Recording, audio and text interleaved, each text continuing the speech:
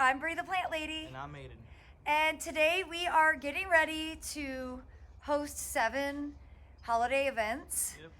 But it's too nice outside to not garden, so we've decided we're gonna go ahead and do the mowbacks in between getting lots and lots of food prepped. Yep. And we're doing it because it's easy. It is. This doesn't take a lot of time or effort. No. And we're doing it a little bit earlier than what sometimes is recommended.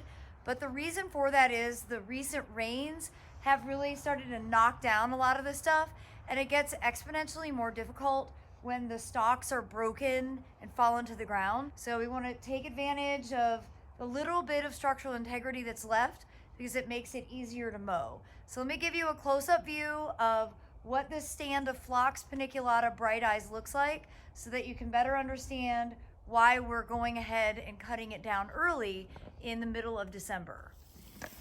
So you can see how you see along this edge, they're starting to break and crack. I've also got a lot of weeds that are well established in here, specifically chickweed, that I want to be able to get to. And the easiest way to do that is to mow it. So we're going to use this electric Stihl mower. This is a great tool. We actually got it for this purpose. It was a birthday present. Mm-hmm. And okay, Aiden, go ahead and show them how easy.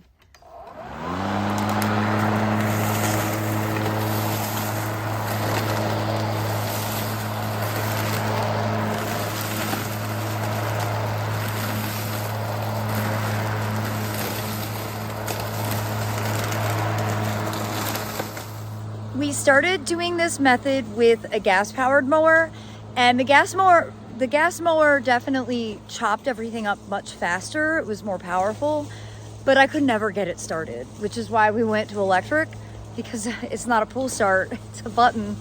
And so it takes a few more times of mowing over to be able to actually get everything finely chopped.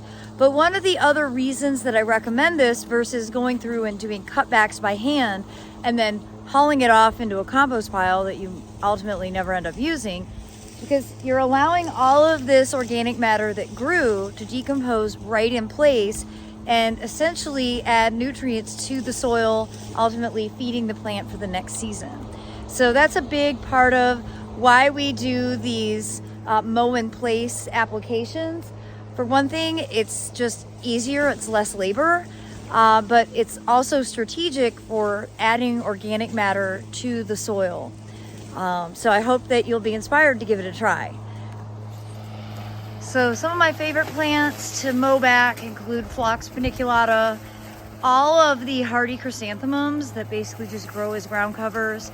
We also mow back rudbeckia, various ornamental grasses, although I don't know, now that we started using the flamethrower, we might burn all of our grasses from now on. Now, of course, I'm watching him do this and I'm realizing this is precisely why Black-Eyed Susan seeds so abundantly for us, because it's definitely distributing a lot of seed this way, but that's okay. I am not offended by having some extra rudbeckia in the garden.